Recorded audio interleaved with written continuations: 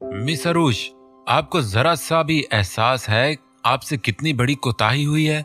आपकी वजह से मेरी कंपनी को कितना बड़ा नुकसान हो सकता था।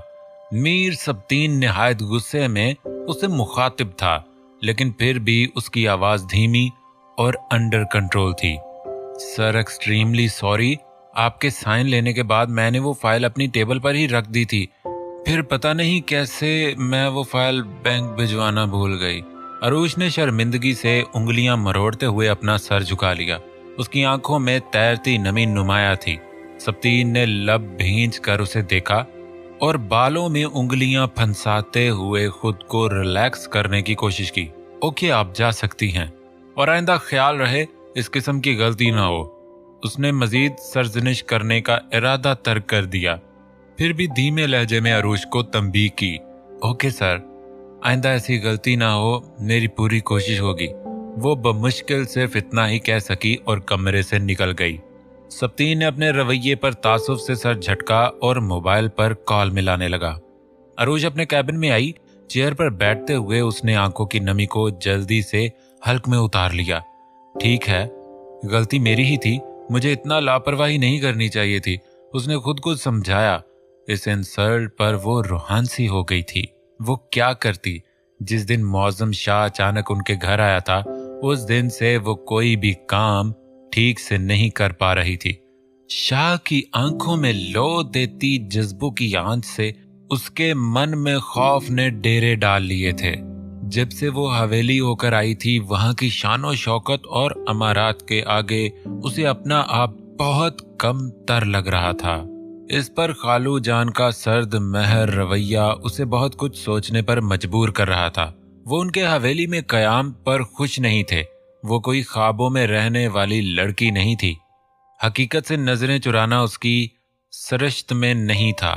वालिदैन ने उसकी तरबियत भी इसी अंदाज में की थी कि वो 20 साल की उम्र में अपनी उम्र से ज्यादा बुर्दबार और हकीकत पसंद हो गई थी। शाह की आमद का मकसद वो अच्छी तरह जानती थी।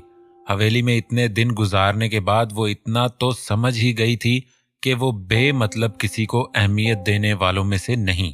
लेकिन अरूश का दिल उसे इजाजत नहीं दे रहा था कि वो शाह की पेश कदमी को खैर मकदम करे।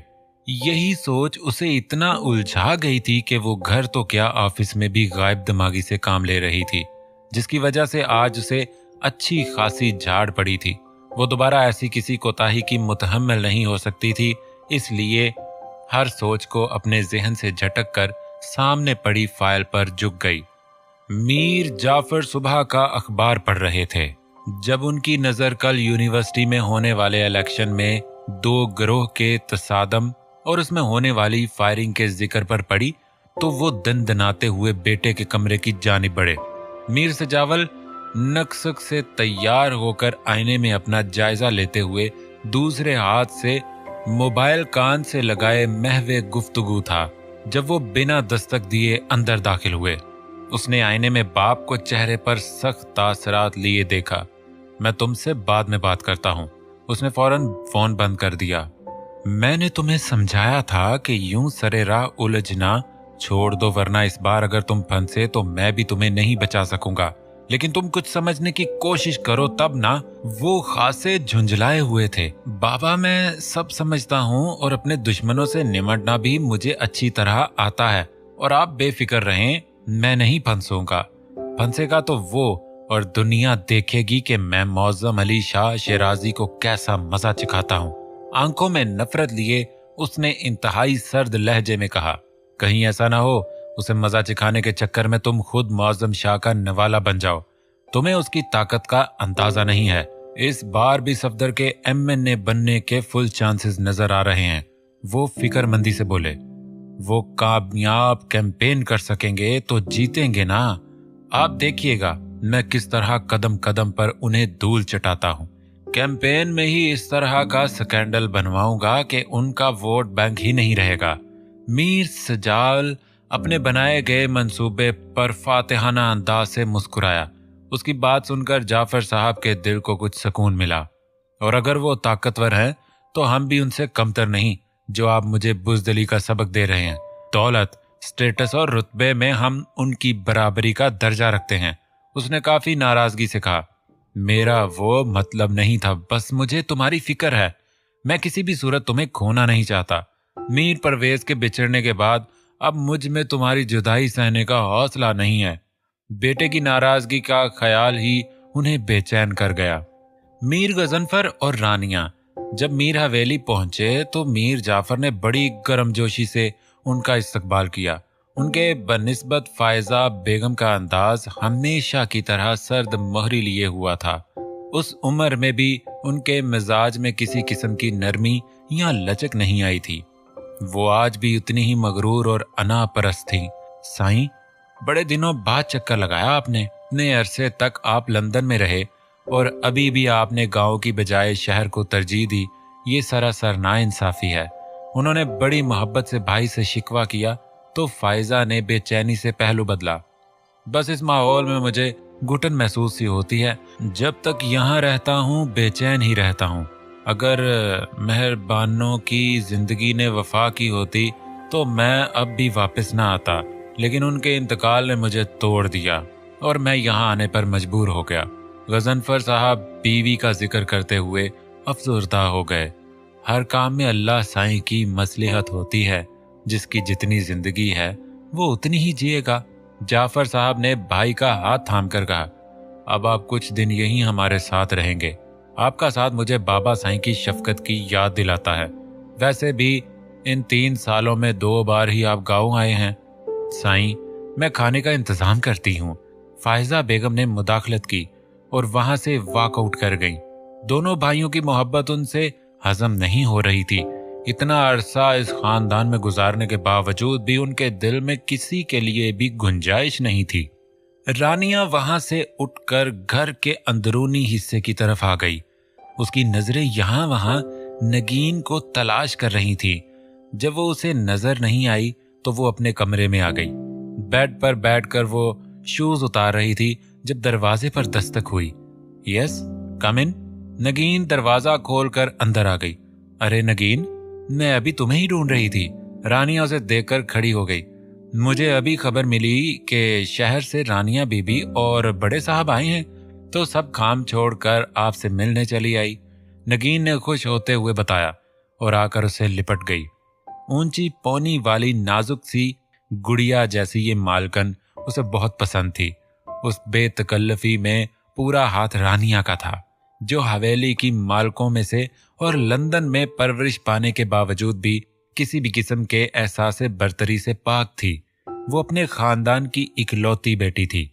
लंदन में मां के गुजरने के बाद एक बहन की कमी का एहसास शिद्दत अख्तियार कर गया था। नगीन उसे पहले ही मुलाकात में बहुत अपनी अपनी लगी थी। वो हवेली की मुलाजमा थी, लेकिन अपने रख रखाव और ज़ाहरी हुलिये से वो कहीं से भी मुलाजमा नहीं लगती थी।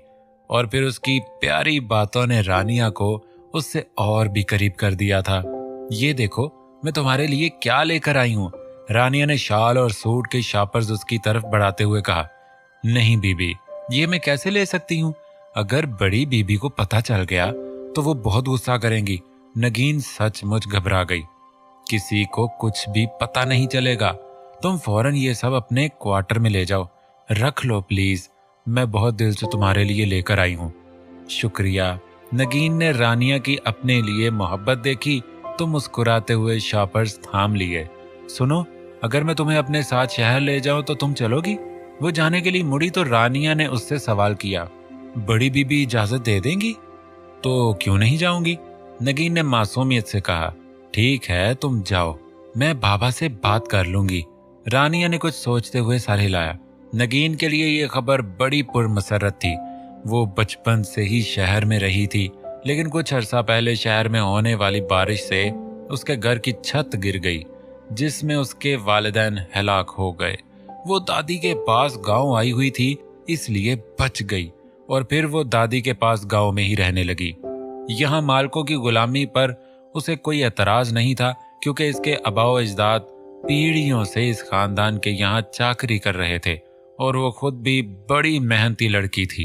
मगर फायजा का हतक आमेज रवैया उसके लिए नया और नाकाबिले बर्दाश्त था। इस अचानक रिहाई की खबर पर वो अंदर तक सरशार हो गई थी। अरूज घर में दाखिल हुई तो सामने अयान की ट्यूशन टीचर, उनकी वालदा और उनके साथ एक अजनबी खातून जो अयान की टीचर की मुमानी थी को बैठा देखा तो कुछ हैरान होकर माँ की तरफ देखते हुए उन सबको सलाम किया। ये मेरी बेटी है अरूज, उन्होंने सामने बैठी खातून को बताया। तो उन्होंने खड़े होकर उसके सर पर हाथ रखते साथ उसे लिपटा लिया। माशाअल्लाह, बहुत प्यारी है, जितनी तारीफ सुनी थी इससे बढ़कर ही पाया है। रेहाना बेगम ने मानी खेजी से कहा तो अरूज ने सवालिया नजरों से माँ को देखा। तुम फ्रेश हो जाओ अरूज, थक गई होंगी, जाओ मुंह हाथ धो लो। समीना ने उसकी नजरों को नजरअंदाज करते हुए उसे अंदर जाने का इशारा किया तो अरूज फौरन ही माजरत करते हुए वहां से उठ गई। थोड़ी देर बाद समीना उन लोगों को रुखसत करके उसके पास आई तो उसने फौरन दरियाफ्त किया, अम्मी ये लोग हमारे घर क्यों आए थे और इनके साथ वो आंटी कौन थी? बेटा ये अरीबा की मुमानी थी। उस दिन जब तुम उनके घर गई तो उनके बेटे ने तुम्हें पसंद कर लिया और लाहौर से अपनी माँ को बुला भेजा। वो उसी सिलसिले में आई थी, कह रही थी उनका बेटा यहाँ जॉब करता है और मुस्तकबिल में यहीं अपना घर बसाने का इरादा रखता है, इसलिए हम इस बारे में संजीदगी से सोचकर जवाब दें। शायद तुमने उस लड़के को देखा भी है उनके घर। अरीबा बता रही थी जिस दिन तुम उनके घर गई थी वहां वो भी मौजूद था। अरीबा ने इस बात में सर हिलाया। अगर फैमिली अच्छी है और मैं बासर साहब से कहकर थोड़ी छानबीन भी करवा लूंगी तो इस रिश्ते में कोई कबाहत नहीं। वैसे भी वो लोग बड़ी चाह से मांग रहे हैं तुम्हें। समीना ने अपने पड़ोसी बासर साहब का हवाला देते हुए कहा, जिनकी फैमिली से उनके घर जैसे ही ताल्लुकात थे। अम्मी हम इतनी जल्दी कैसे अनजान लोगों पर भरोसा कर सकते हैं? मुझे कुछ भी ठीक नहीं लग रहा। वैसे भी मैं इतनी जल्दी आपको तन्हा छोड़कर नहीं जा सकती, कम से कम अयान के मैट्रिक करने तक तो बिल्कुल नहीं। अरूज ने साफ जवाब दिया। उसे हमाद का लोफराना रवैया भी याद आ गया था। उस दिन अरीबा के घर होने वाली उस मुलाकात में उसे हमाद की आंखों में अपने लिए हवस का बखूबी अंदाजा हो गया था और खुद पर चुभती हुई नजरों ने उसे अच्छा खासा बेचैन कर दिया था। वहां 2 घड़ी बैठना उसके लिए 2 भर हो गया था। कुछ आके उसके रिश्ते को अम्मी इतना सीरियस ले रही थी, इस बात पर वो झंझला कर रह गई थी। समीना उसके 2 टोक जवाब पर खामोश होकर रह गईं। हमाद की अच्छी जॉब का सुनकर वो इस रिश्ते के लिए संजीदा जरूर हो गई थी। वो अरूज की शादी जल्द से जल्द करने की ख्वाहिशमंद भी थी, चाहती थी कि उनकी जिंदगी में ही अरूज अपने घर की हो जाए। बहरहाल इस मामले में वो जल्दबाजी या अपनी मर्जी मुसल्लत नहीं करना चाहती थी। पूरी हवेली सन्नाटे में डूबी हुई थी। जाफर साहब और फायजा बेगम किसी डिनर में शिरकत के लिए गए हुए थे और अब तक वापस नहीं लौटे थे। रानिया ने बेजारी से टीवी ऑफ किया और उठकर मीर गजनफर के कमरे में आ गई। उसने सोचा कि क्यों न कुछ देर डैडी के साथ गपशप लगाए। दरवाजे पर दस्तक देते हुए वो अंदर आई तो देखा कि गजनफर साहब सीने पर हाथ रखे कराह रहे थे। वो जल्दी से भागकर उन तक पहुंची। डैडी, आपकी तबीयत ठीक नहीं लग रही, वो उनके सीने पर हाथ रखकर सहलाते हुए बोली। चलें, हमें फौरन हॉस्पिटल चलना चाहिए। नहीं बेटा, मैं ठीक हूँ, उन्होंने खुद को संभालते हुए कहा। मुझे आप बिल्कुल भी ठीक नहीं लग रहे, प्लीज जिद मत करें, उसने परेशानी से कहा और उन्हें सहारा देते हुए उठाने लगी। वो उन्हें लेकर बाहर निकल आई। नगीन, नगीन, ड्राइवर से कहो जल्दी से गाड़ी निकालें। नगीन उसके पुकारने पर लॉन्ज में आई, फिर उल्टे कदमों भागते हुए कार पोर्च की तरफ चली गई। रानिया बमुश्किल मीर गजनफर को लेकर गाड़ी तक पहुंची और फिर ड्राइवर की मदद से उन्हें गाड़ी में बिठाया। खुद भी उनके बराबर बैठते हुए ड्राइवर से बोली, जल्दी से हॉस्पिटल ले चलो। लेकिन बीबी, हॉस्पिटल पहुंचने में तो बहुत देर लग जाएगी, ड्राइवर ने आगाह किया। क्यों, क्या यहाँ करीब में कोई भी हॉस्पिटल नहीं है? उसने परेशानी से इस्तफसार किया। बीबी, हॉस्पिटल तो है मगर इस इलाके में मीरों का जाना ममनू है। मुझे कुछ नहीं पता, तुम बस फौरन वहां ले चलो, बाकी बातें बाद में देख लेंगे, उसने इंतहाई परेशानी के आलम में बाप को देखते हुए कहा। मगर बीबी, वहां जाना खतरे से खाली नहीं, आप नहीं जानती मुआज़्ज़म शाह कितना सफाक इंसान है। गलती से भी कोई इस तरफ चला जाए तो उसे माफ नहीं करता और मीर नगर के लोगों को तो वो इंसान ही नहीं समझता। ड्राइवर ने बेबसी से कहा। सच तो ये था कि वो खुद भी वहां जाते हुए घबरा रहा था। आम हालात में तो वो शाहपुर जाने वाले रास्ते से गुजरने का सोच भी नहीं सकता था, क्योंकि आज तक मीर नगर से अगर कोई भटक कर भी उस तरफ गया था तो जिंदा वापस नहीं आया था, और यही बात उसे हौलाए दे रही थी। इस वक्त मेरे लिए डैडी की जिंदगी से ज्यादा कुछ नहीं। अगर तुम्हें इतना ही डर है तो तुम नीचे उतर जाओ, मैं खुद ही ड्राइव कर लूंगी, रानिया तंग आकर बोली।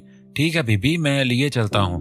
ड्राइवर को चारों नाचार मानना ही पड़ा। ना मानने की सूरत में भी उसी का नुकसान था, क्योंकि फिर मीर जाफर अली के गजब से उसे कौन बचाता। 10 मिनट की ड्राइव के बाद वो लोग मखदूम शाह शिराजी के हॉस्पिटल में मौजूद थे। रात के 12 बज रहे थे।